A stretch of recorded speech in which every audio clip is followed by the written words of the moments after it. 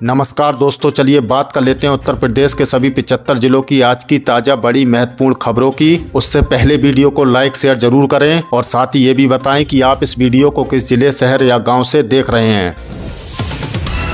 UP के स्कूलों में छुट्टियों का नया आदेश। कड़ाके की ठंड के चलते 20 जनवरी तक बंद रहेंगे स्कूल। मुख्यमंत्री योगी आदित्यनाथ का वाराणसी दौरा। मणिकर्णिका घाट के पुनर्विकास कार्यों का लिया जायजा। बिजली चोरी करने के लिए यूपी पावर कॉरपोरेशन का बड़ा अभियान। स्मार्ट मीटर पर जोर। उत्तर प्रदेश में टेम्पल ऑफ जस्टिस की शुरुआत। सीजेआई सूर्यकांत ने की यूपी सरकार की तारीफ। यूपी सरकार का फैमिली आईडी अभियान तेज। 6.5 करोड़ परिवारों का डेटा तैयार। पश्चिमी उत्तर प्रदेश में 22 जनवरी को बारिश का अनुमान। किसानों की बड़ी चिंता। बागपत पुलिस की बड़ी कामयाबी। सुंदर बीवी दिलाने के नाम पर ठगी करने वाला गैंग गिरफ्तार। लखनऊ पुलिस का ऑपरेशन पहचान तेज। बिना वेरिफिकेशन किराएदार रखने वाले मकान मालिकों पर होगी एफआईआर। पुलिस कमिश्नर ने किराएदारों के अनिवार्य पंजीकरण के लिए अभियान शुरू किया है। अब तक 13,000 से अधिक पंजीकरण हो चुके हैं। पुलिस ने चेतावनी दी है कि अगर कोई किराएदार अपराध से संलिप्त पाया गया और उसका वेरिफिकेशन नहीं हुआ तो मकान मालिक पर भी कानूनी कार्रवाई होगी। गोरखपुर विश्वविद्यालय में आज से शुरू होंगी बैंक पेपर परीक्षाएं। 3 केंद्र निर्धारित। दीनदयाल उपाध्याय गोरखपुर विश्वविद्यालय की यूजी और पीजी विशेष सेमेस्टर की बैंक पेपर परीक्षाएं 19 जनवरी से 31 जनवरी तक चलेंगी। प्रशासन ने नकल रोकने के लिए कड़े प्रबंध किए हैं।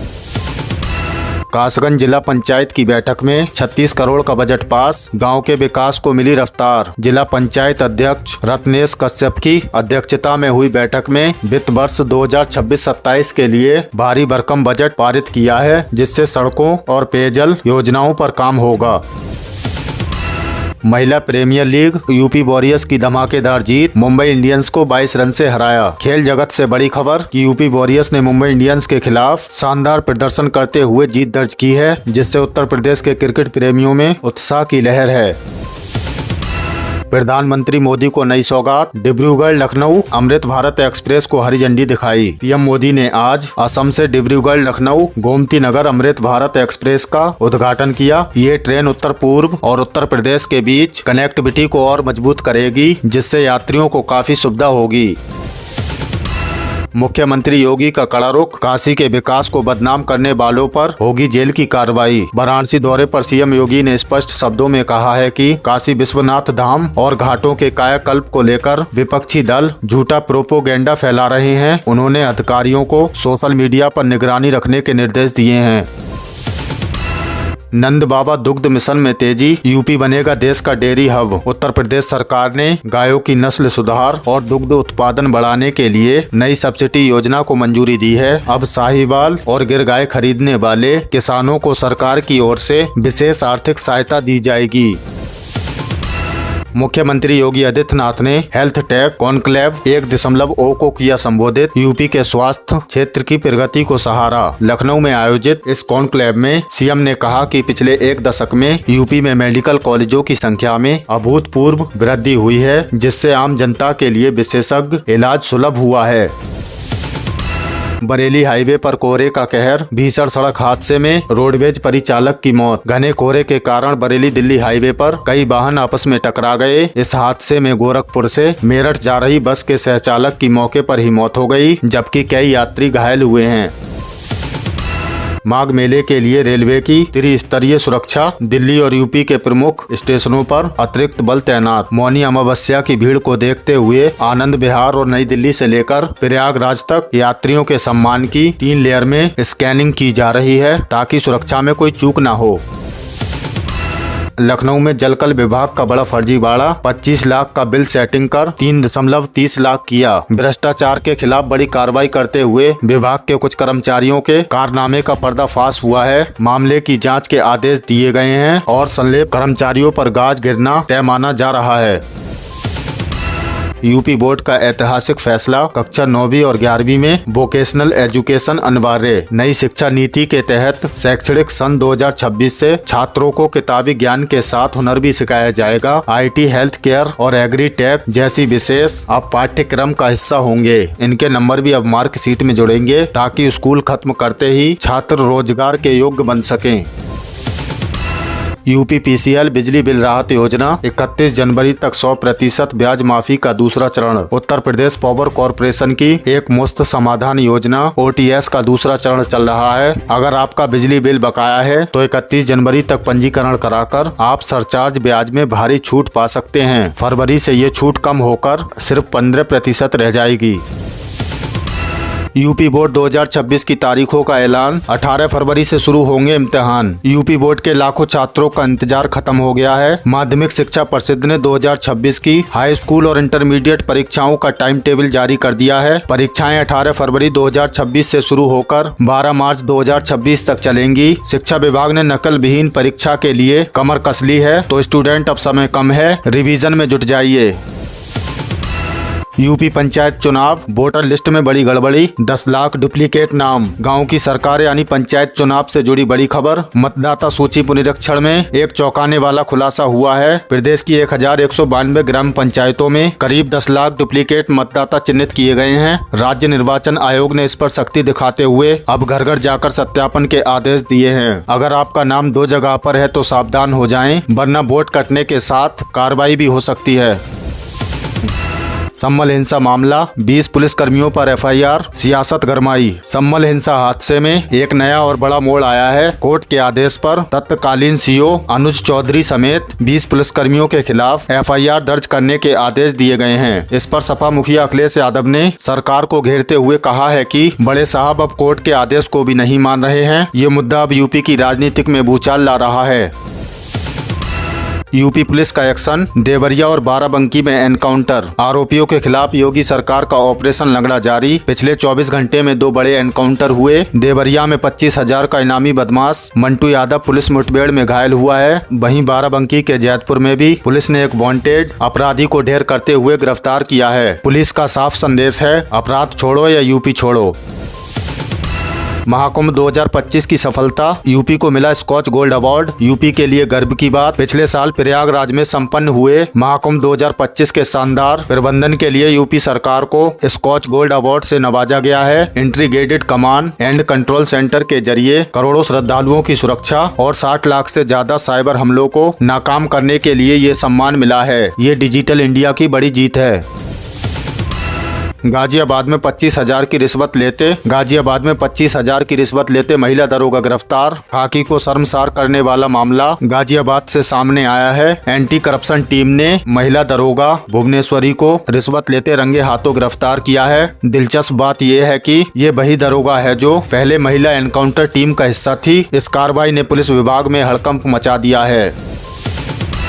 बहराइच में लापरवाही पर नपे थानेदार, SP ने किया सस्पेंड। काम में लापरवाही अब बर्दाश्त नहीं होगी। बहराइच के SP ने कड़ा रुख अपनाते हुए मटेरा थाना अध्यक्ष, एक दरोगा और सिपाही को तत्काल प्रभाव से सस्पेंड कर दिया है। इस पर काम में शिथिलता बरतने का आरोप था। SP ने साफ कर दिया है कि जनता की सुनवाई में ढिलाई करने वाले वर्दीधारियों की खैर नहीं। भाजपा का मिशन पंचायत, हर जिले में मंथन। आगामी पंचायत और विधानसभा चुनाव को देखते हुए बीजेपी प्रदेश अध्यक्ष Pankaj Chaudhary full action mode में हैं। उन्होंने अयोध्या और कानपुर के बाद अब पूर्वांचल के जिलों में संगठन की पेच कसना शुरू कर दिया है। पार्टी का फोकस गांव चलो अभियान और वोटर लिस्ट को दुरुस्त करने पर है, ताकि 2027 से पहले 2026 के पंचायत चुनाव में बड़ी जीत दर्ज की जा सके। 3.25 लाख किसानों पर संकट, अटक सकती है 22वीं किस्त। यूपी के करीब 3.25 लाख किसानों के लिए बुरी खबर है। PM किसान सम्मान निधि की 22वीं किस्त इन किसानों के खाते में आने पर तलवार लटक गई है। वजह है अधूरा EKYC और भूमि सत्यापन। कृषि विभाग के मुताबिक जिन किसानों ने अब तक अपना डिटेल्स अपडेट नहीं की है, उन्हें इस बार पैसा नहीं मिलेगा। अगर आप भी इसमें शामिल हैं तो तुरंत अपने नजदीकी केंद्र से संपर्क करें।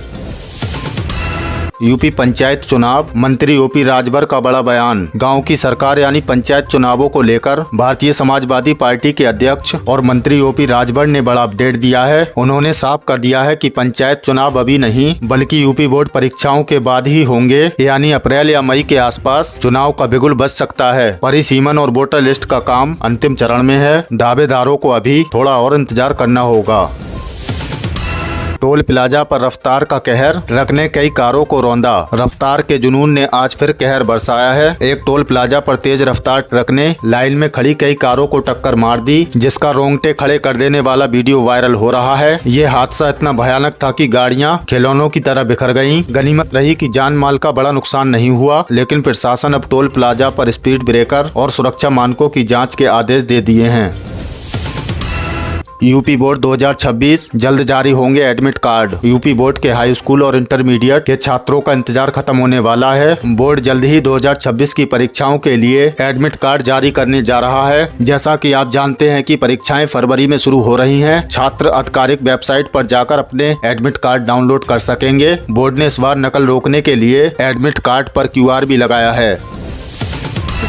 मोबाइल बना सचिवालय, घर बैठे मिलेंगी सरकारी सुविधाएं। डिजिटल इंडिया की दिशा में यूपी ने एक और बड़ी छलांग लगाई है। अब आपका स्मार्टफोन ही आपका सचिवालय बन गया है। योगी सरकार की मोबाइल गवर्नेंस पहल के तहत अब आय, जाति और प्रमाण पत्र से लेकर खतौनी तक सैकड़ों सरकारी सेवाएं एक क्लिक पर उपलब्ध हैं। अब आपको दफ्तरों के चक्कर काटने की जरूरत नहीं, बस मोबाइल उठाएं और अपना काम करवाएं।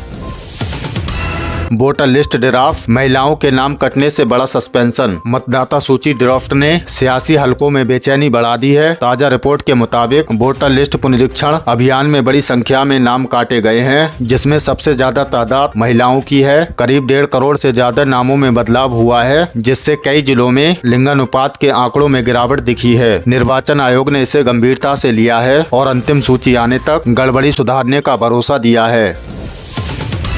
लखनऊ में 23 जनवरी को ब्लैकआउट, हवाई हमले से निपटने की मॉक ड्रिल। राजधानी लखनऊ के लोगों के लिए जरूरी सूचना, आने वाली 23 जनवरी को शहर में ब्लैकआउट किया जाएगा। घबराएं नहीं, ये बिजली कटौती नहीं बल्कि हवाई हमलों से निपटने की तैयारी के लिए एक मॉक ड्रिल है। नागरिक सुरक्षा विभाग सायरन बजाकर ये चेक करेगा कि इमरजेंसी हालात में शहर कितना तैयार है। प्रशासन ने लोगों से सहयोग की अपील की है। PM आवास योजना, 2 लाख लोगों के खातों में पहुंची पहली किस्त। अपना घर का सपना देखने वालों के लिए बड़ी खुशखबरी। प्रधानमंत्री आवास योजना के तहत यूपी के 2 लाख लाभार्थियों के बैंक खाते में घर बनाने के लिए पहली किस्त भेज दी गई है। सरकार ने DBT के माध्यम से ये पैसा ट्रांसफर किया है। ठंड के इस मौसम में सर पर अपनी छत का इंतजार कर रहे गरीब परिवारों के लिए ये बड़ी राहत है। बिजली बिल की टेंशन खत्म, फोन में रखें UPPCL ऐप। और अंत में बिजली उपभोक्ताओं के लिए काम की खबर। अगर आप भी गलत बिजली बिल या मीटर की समस्या से परेशान हैं, तो अपने फोन में उत्तर प्रदेश पावर कॉर्पोरेशन का कंज्यूमर ऐप जरूर रखें। विभाग का दावा है कि इस ऐप के जरिए बिल जमा करने से लेकर शिकायत दर्ज कराने तक हर समस्या का समाधान घर बैठे होगा। अब बिजली दफ्तर के चक्कर लगाने की झंझट खत्म। तो दोस्तों, ये थी उत्तर प्रदेश की आज की ताजा बड़ी महत्वपूर्ण खबरें। इनमें से आपको कौन सी खबर सबसे ज्यादा महत्वपूर्ण लगी, कमेंट में जरूर बताएं। वीडियो अच्छी लगी तो वीडियो को लाइक कर दें और चैनल पर नए तो प्लीज चैनल को सब्सक्राइब कर लें। हमारे इस चैनल पर आपको उत्तर प्रदेश से जुड़ी सभी ताजा अपडेट मिलती रहेंगी। मिलते हैं अगली किसी वीडियो में नई खबरों के साथ। तब तक के लिए धन्यवाद।